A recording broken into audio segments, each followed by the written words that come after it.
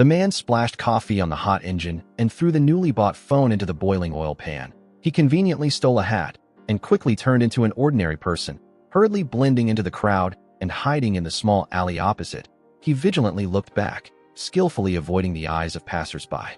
Then he quietly sneaked to the back door of the big hotel. He threw away the hat and reached for the guest's car keys. Finally went to a red Porsche car on the side of the road.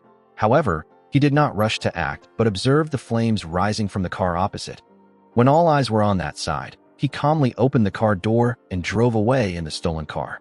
Immediately after that, he went around to the back door of a large building and hurriedly called 2 accomplices into the car. When everything was in order, he calmly drove out onto the road, but a police car was following closely behind, constantly honking to signal him to pull over. Now he had no choice but to obey. He slowly placed his driver's license on the dashboard, calculating how to deal with the unfavorable situation before him. Seeing the police officer with a gun approaching, he silently counted to 3 and gripped the steering wheel with both hands. The next second, he stepped on the gas and sped away, swerving back and forth.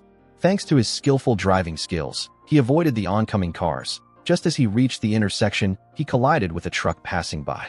However, at the crucial moment, he still did not slow down but steered into the alley, but he was blocked by a car in the middle of the row.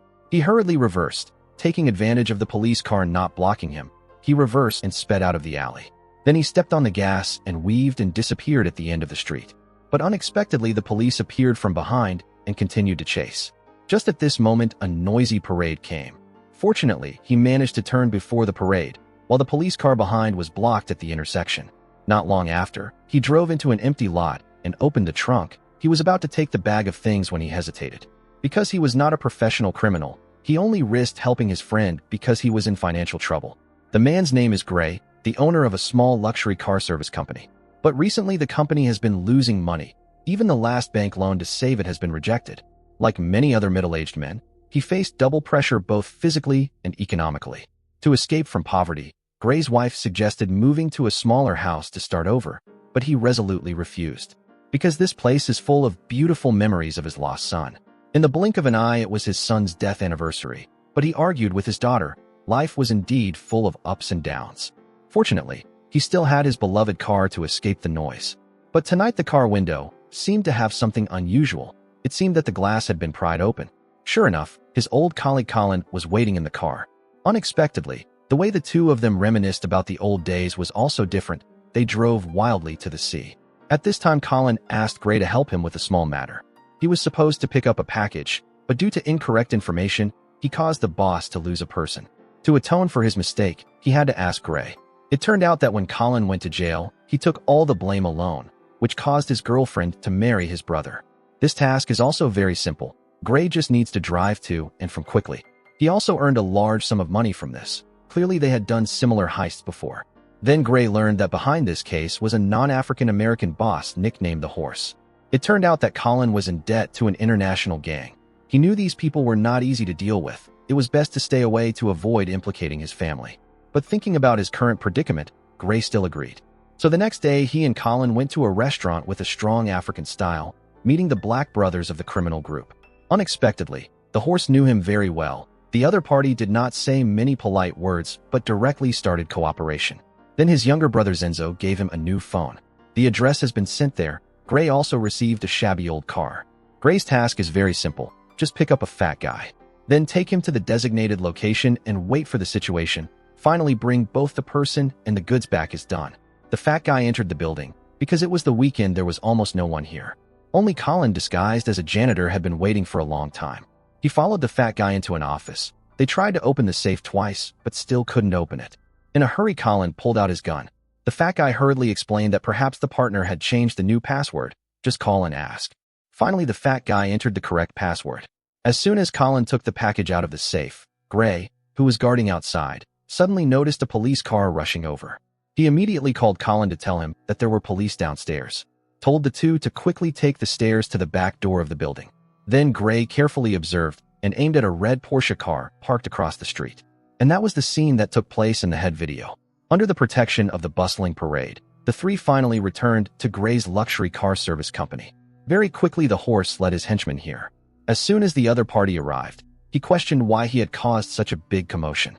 At this time, Gray hurriedly explained that due to the emergency situation, he immediately destroyed the car and phone, so no one could find any clues. As for the items in the package, he had not seen what it was. Because he was just a delivery man, such professionalism made the horse feel that Gray was a cautious person, but the person who was not cautious was the fat guy. Clearly, his phone call caused the partner to report to the police. But before the fat guy could defend himself, Zinzo struck him from behind. The scene completely shocked Gray. Then the horse took out 2 envelopes full of money. At this time, Gray understood that he could not escape from this quagmire. Gray was originally the small boss of a luxury car repair shop, but accidentally got involved in a gang's witness elimination operation. Gray only helped his friend as a driver for one day. The gang killed a lawyer who reported to the police right in his workshop. So the task of handling the body naturally fell to him and Colin. They packed the body all night, stuffed it into the trunk, then wiped the remaining blood stains on the floor, and finally burned all the blood-stained clothes of the two. Early the next morning, the two hurriedly drove to dispose of the body. But ironically, just at this time, Colin received a call from the parole officer. He forgot that today was his check-in day. He didn't want to go back to jail again, so Gray had to take Colin back to the yacht first. Before parting, he carefully disguised himself as a taxi driver and collected money to avoid police attention. As soon as he got home, Gray hurriedly cleaned out the freezer in the garage, then stuffed the wrapped body inside. He felt still uneasy, so he took a 100-pound sandbag and pressed it on the freezer lid. But not long after the police came to the door, it turned out they came to investigate the carjacking that happened yesterday. The police suspected it might be related to Colin. At this time, Gray was extremely nervous, but on the outside, he did not reveal any flaws. He just explained that although he was good friends with Colin, they had not seen each other for a long time. His wife seemed to sense her husband's abnormality, but unexpectedly, he made up a reason to cover it up. The next day, the two went to the abandoned amusement park again. This time, the body disposal encountered a big problem. Although they successfully threw the body into the lake, unexpectedly, the wheel got stuck. The two of them had an argument because of this. At this time, Gray's suppressed emotions finally exploded, because returning to this place, he suddenly remembered his son, who died a year ago. Fortunately, he finally regained his composure. It was time for him to step out of his grief. Just at this time, he accidentally found an abandoned roll of steel cable. So the two tied one end to the car, the other end threaded through the pulley on the iron frame to lift the heavy object up. Then the two cooperated. Finally, they pulled both the person and the car out of the mud. The horse's side was also not idle. His henchmen quickly investigated the matter of Gray's son's death. The news said that the boy was shot to death in a carjacking. So the girl Shimiso began to worry about the horse's strategy of using people. Just at this time, Gray and Colin returned to report the results. They had fulfilled their promise to secretly dispose of the body. Colin also received a worthy reward. However, Gray was kept alone by the horse. The other party wanted a calm and gentle driver like him. Before he could refuse, the horse said he was in a hurry to take his son home. They would talk on the way. So Gray replaced the old driver and gained the horse's complete trust. However, not long after he discovered that he was being followed by a black car, he immediately accelerated, but the other party was still close behind, then suddenly overtook. At this time, the horse in the car seemed to have a bad feeling and hurriedly hugged his son. The car in front quickly blocked the road. Immediately after, they found a sturdy pickup truck slowly approaching. The people in the car were wearing the same masks. Seeing this, Gray gripped the steering wheel. Before the other party acted, he stepped on the gas and sped away, then steered into the obstacle at the intersection, rushing forward to the left to escape. He thought he had escaped, but unexpectedly the car reported an error at this time. Even more unexpectedly, the enemy chased even faster. This time they directly opened fire. This situation, if they continued, they would only have one way to die. So Gray had to drive into the nearest hiding place. Then he hurriedly got out of the car and picked up the child. In this critical situation, Gray took the initiative to take on the task of protecting the child. So when the horse fired back, he immediately hugged the child and ran out. Immediately after, the two ran into a cemetery. He hid the child first and then stuck his head out to observe, just in time to see the horse desperately running away because he was shot. At this time, the child heard the gunshots and couldn't control his emotions and wanted to run out. Although Gray had protected the horse's son, but at this time the boss was shot and fell to the ground. Just as he was confused and didn't know what to do, the police helicopter arrived in time. The assassins didn't want trouble and hurriedly turned around and ran away. Seeing this, Gray immediately ran over and shook the horse, who was unconscious, then helped him into the cemetery and fled. At this time, the child also came. However, the scene of the shooting would soon be investigated by the police. In this critical situation, Gray had no choice but to knock on the church door. The person who opened the door was the nun and whom he considered his younger sister. Before investigating who revealed the whereabouts, the horse suspected everyone. He not only did not trust, but even could not call his capable right-hand man. The son next to him did not understand and was scolded by him, but at this time he could only listen to Gray's arrangement. So, and used her many years of nursing experience to stitch up the horse's gunshot wound. It was also during this time that she revealed her many years of close relationship with Gray. It turned out that it was thanks to Gray's desperate rescue many years ago that she was able to keep her life.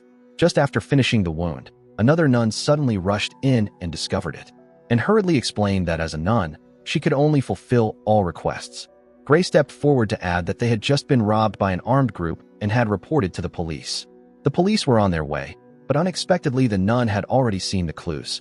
At this time, Gray had to threaten and tell the truth and promised to leave soon. Immediately after, he called Colin. At this time, Colin was upset because his brother stole his girlfriend. After serving 17 years in prison, he discovered that his girlfriend was pregnant with his brother's child. At the same time, Shimiso discovered that her brother and nephew had suddenly lost contact. She immediately informed Zinzo to gather people to find them, immediately led people to force a confession from a henchman who knew the plan, and finally got the name Anton. No one knew that this mysterious Anton was the owner of a junkyard specializing in processing scrap cars.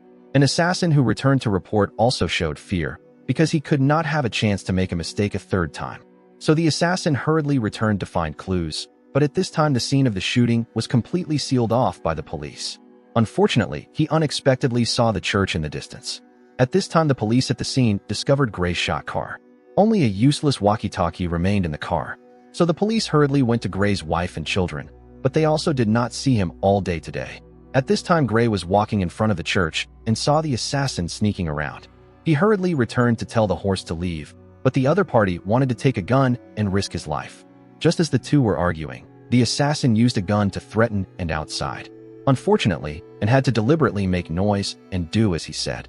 When the medical room door was opened, there was no one inside. But the assassin saw blood on the bed and refused to give up, then forced and to open the door of the room inside. But the inside was also empty. Gray rushed from behind and pushed him hard against the wall. The two of them got into a fight, but the assassin was young and strong, so Gray soon fell into a weak position.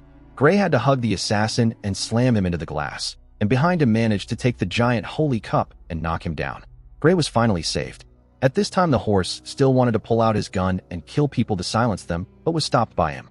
Not long after Colin arrived, they tied the assassin to the trunk, then helped the horse and the child into the car and quickly left. So Gray and Colin took the horse and his son home safely. However, who revealed this secret travel route was still unknown. On the way back home, Gray could not help but suspect Colin. However, the other party became angry because of this. The two were friends for many years, so Colin did not bother to explain. Finally, the two old friends just smiled and let it pass. Then Gray returned to the repair shop and slept for a night. Unexpectedly, the next morning, as soon as he got home, he met an old acquaintance. This person was none other than Anton, the mysterious person who sent the assassin. Before meeting the gang boss, Gray wrapped thick rope around his wrist, then called Colin and told him, if he did not come out in half an hour, please arrange for his wife and children to escape. Finally, with a willingness to risk his life, he decisively stepped into the criminal's den. Gray planned to use thick rope to assassinate the horse. After passing the security check, Gray finally met the horse, who was tired from the wound. Unexpectedly, last night, Gray risked his life to save him, but today he wanted to take the other party's life. Because he was being threatened, if he did not kill the horse, his family would be killed. Unexpectedly, Zinzo had bribed the police, and they found a tracking device on the car that Gray was attacked in. Moreover, they changed drivers and routes every day, but only this time did a big incident happen. Faced with the undeniable questioning, Gray blamed Zinzo, who easily acted rashly. Fortunately, at the crucial moment, the horse spoke to break the deadlock. Because the important and urgent task at this time, in addition to finding the mole, was to eliminate the treacherous middleman named Anton. Thanks to the horse's trust, Gray finally had the opportunity to be alone with him. He hurriedly closed the door and then secretly took out the shoelace wrapped around his hand. Unexpectedly, just as he was about to act, he was interrupted by a series of knocks on the door. It turned out that the assassin could not stand the torture and confessed, so everyone came to the interrogation room to confront. But even more unexpectedly, the person the assassin confessed was Colin. He was stunned and did not know how to escape this dangerous den. Then immediately explained that it could not be Colin. He would never do such sneaky things. But all explanations became meaningless in the face of betrayal. He had to make a phone call, not long after Colin was tied up by the horse's henchmen. At this time, Zinzo was impatient and immediately wanted to execute the traitor on the spot, but he was stopped by the horse in time. However, this time, even more surprisingly, the horse invited everyone out, leaving only 4 people here to confront. Immediately after, he used a knife to slit the throat of the unlucky assassin, then forced Colin to tell the truth. Seeing this, Gray quickly accused Colin of not pulling him into this quagmire, then pretended to be angry and wanted to kill the friend betrayer with his own hands. Then he took the knife from the horse's hand. When he was about to act, he suddenly pointed the knife at him. But just at this time, Gray's phone rang. It turned out that his wife and daughter had escaped, because just now when his daughter went to the bathroom, she locked the door. This attracted the attention of a guard. Rose suddenly used an iron rod to hit the back of his head. When the remaining guard discovered the body of his companion, Gray's daughter heard 2 gunshots. So Gray knew his wife and children were safe and told the truth. Because he had served 2 years in prison for Anton, so after being released from prison, he cut off relations and illegal activities with him. Moreover, the horse owed him a life, so now he wanted to use his life and Colin's to repay this debt. After hearing these words, the horse could only nod lightly, so Gray and Colin were temporarily allowed to live. As soon as he got home, he discovered a dead body lying in a pool of blood. Looking into the bedroom, he saw his wife and children hugging each other, trembling. Although his family seemed safe, but how would they escape Anton's revenge? That night, while attending the party, Anton suddenly discovered the horse coming to find him with a cane. The meeting of the two also revealed the truth of the story. It turned out that the horses group was a gang specializing in organizing illegal African border crossings. Anton was a middleman who made money by charging exorbitant passport fees. Now that labor costs were increasing, the horse wanted to directly contact the source to eliminate Anton. He sent Colin to the lawyer to steal the passports, thereby pulling Gray, who needed money, into the gang's chain of interests. The feud between the two sides pushed Gray into the eye of the storm. Unexpectedly, there was a bribe taker in the police. The person who provided the tracking device to Anton was the police officer who handled the case of Gray's son being shot to death years ago. Now the truth about his son's death was about to be revealed. His wife killed someone in self-defense at home, but Gray prevented reporting to the police. Because the person killed was Anton's gang henchman, with the opponent's influence in both worlds, they would either go to jail or face revenge. After careful consideration, Rose put the dialed phone down. Very quickly, he found Colin. The two of them skillfully wrapped the body in plastic again, then carried it into Colin's car. The rest would be handled by him at the designated disposal site. Then the two brothers parted ways. Gray thought he could leave this time. Unexpectedly, the African gang threw him an envelope. But because he was in a hurry to escape, he had to temporarily put it in his pocket. Then he returned to this house full of beautiful memories for many years. Everywhere he went, he saw the image of his lost son. Finally, he inserted the paper cup into the superchlorine particles in the pool, then poured a mysterious liquid in and compared the time with the clock. He was satisfied to leave. Just a small device like this would erase all traces of murder here. Sure enough, at night, the superchlorine particles and the liquid reacted, causing a fire. The whole house was instantly engulfed in flames. At this time, Gray's family was in a motel dozens of miles away. Then Gray confessed to his daughter about his dark past when he had to go to jail. Rose also did not hide and took out a gun that she accidentally found in the bedroom. This gun helped her kill 2 gang henchmen. Gray was very worried when he heard this. His daughter was immediately agitated when she heard this. She blamed her parents for her brother's death. It turned out that that night, Gray discovered a group of thugs coming to the door, not long after he saw his son hurriedly wanting to go out. Clearly, he wanted to go out and cause trouble. He strictly stopped him, but unexpectedly was cursed by his rebellious son. Angrily, he suddenly punched him, but as soon as he punched, he regretted it. However, his son was extremely disappointed and walked out of the house. Unexpectedly, something happened that night. When he arrived at the scene of the crime, he only saw his son lying in a pool of blood, so Gray always regretted this. Now that his son had been dead for a year, the police still had no clues. However, what he found in the envelope later completely broke him down. It turned out that the horse's henchman had sent a recording. It sounded like it was the person who killed his son that night. How could Gray forgive his mistake? So he hurriedly drove to the horse's place. The reason the horse did this was because he had encountered a difficult problem that could not be solved. He was a human trafficker organizing border crossings who wanted to eliminate Anton, the middleman who made money by charging exorbitant passport fees but was chased by him. He planned to risk his life to fight, but the phone call later pushed him into the abyss. It turned out that the father in distant Africa not only remotely controlled the restoration of cooperation between the two sides, but also removed the horse from his position. He handed over all the work to Zenzo. Anton had invited the upcoming Attorney General of the state, forcing the Congress to legalize seasonal labor, making his business legal. The horse's illegal activities would be forced out of the market. At this time, Zenzo took over as boss and completely changed the horse's way of doing things. Chamorro could only follow his father's orders to assist in management. That night, a new group of workers arrived.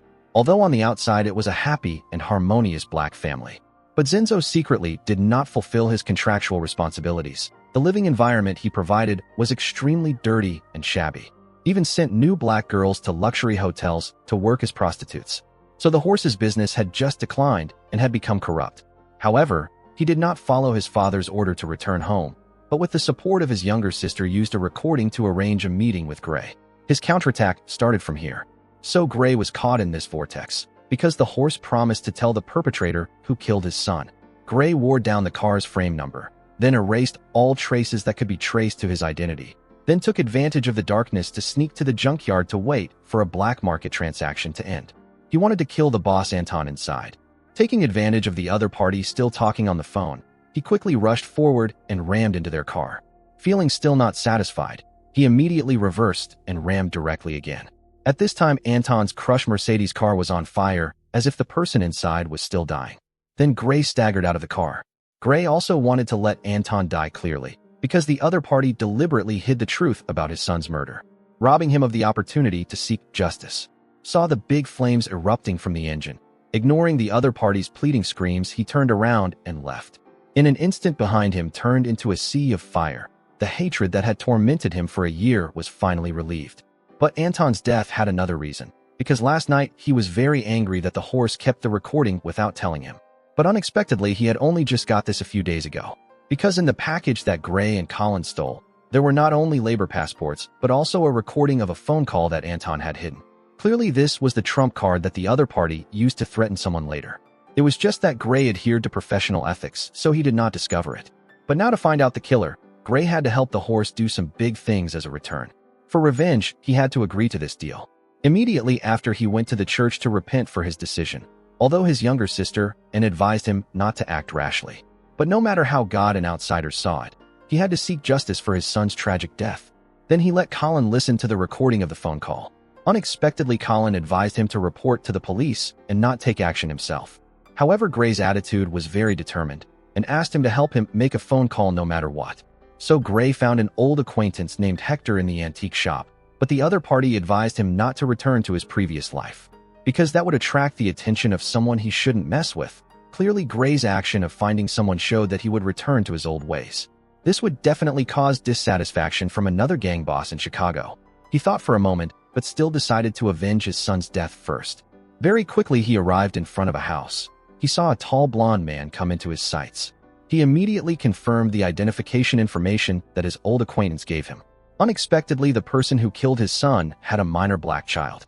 At this time, Gray began to hesitate, but he still followed the blonde man's car to an old building. Then he took the gun and went in. Unexpectedly, this was a meeting for Alcoholics Anonymous. Even more unexpectedly, the group leader considered him a newcomer and invited him to sit in the group to share. Seeing the killer laughing and talking next to him, Gray emotionally recounted the painful story of losing his son. The blonde man was a little uncomfortable and went out to smoke a cigarette. Gray also went out, pulled the gun out from behind, and forced the blonde man into the car, then took him to his closed repair shop. Then Gray presented the recording of the phone call to confront him. The blonde man was completely stunned and told the whole story. It turned out that at that time he was drunk and also used drugs. Just as he reached the intersection, he saw someone prying open his car window. Angrily, he pulled out his gun. Only when he approached did he discover that it was a minor child. He hurriedly picked up the bullet casings and panicked and drove away from the scene. He did not dare to call an ambulance, but called his ex-wife because she was the district attorney. However, the other party gave Gray a phone number. Gray understood that this person was his old enemy Anton. But now the blonde man was also being tormented by his conscience. He shed tears and swore to go to the police station to surrender, because he was also a father with a wife and children at home. Clearly, Anton was the one who had to take responsibility for Gray's son's death. Previously, Anton was using money to support Laura's Attorney General campaign, because the other party called for a strong crackdown on illegal labor. In this way, he would legally completely control the horse, the African gang leader who was causing trouble. At the same time, the African gang specializing in black labor was also secretly fighting. The older brother, the horse, was transferred, while the younger brother Zinzo took power. But Shamaro always disagreed with Zinzo's way of doing things. She followed her father's instructions to recover all the passports that Gray had stolen and return them to Anton. Only then did she pick up the phone and report the whole incident to the horse. Although Zinzo had taken over as boss, he still kept the horse's son hostage. But at this time he was not easy to live, because just now a black girl who was forced to provide pleasure services suddenly escaped. To prevent his father from knowing about his mistake, he angrily ordered his henchmen to immediately go find her. That night, Shamaro attended casino owner Vernon's wine party. She said she could provide the other party with labor at a more preferential price and a higher discount. However, the casino had a previous agreement with Anton, so the owner was not very interested in Shamiro's proposal. But just at this time, Vernon did not see Anton come, but the horse. Vernon did not want to sit down and talk, but unexpectedly Shamaro sent a secretly recorded video. It turned out that it was his indecent photo with the black girl who had escaped. To preserve his reputation, he had to sign an agreement with the horse. Clearly, the horse's counterattack plan was successful, and he did not forget to deal with his always rebellious younger brother. Then he called Gray.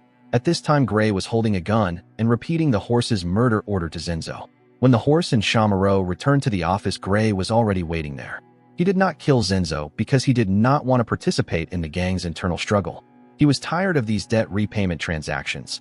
This time, he decisively threw the gun on the table to let the three brothers close the door and settle it themselves. However, he had not yet stepped out the door when he heard a gunshot from upstairs. At the same time, the black girl who escaped from the den resolutely chose to report to the police. But what would her fate be when facing a corrupt police station? On the other side, the blonde man kept his promise and actively went to the police station to surrender. The story also ends here. The value of a movie lies in its reputation, and the value of a movie review lies in its feelings. Today's story ends here. Thank you for watching the movie. How do you guys find this movie? Please comment below.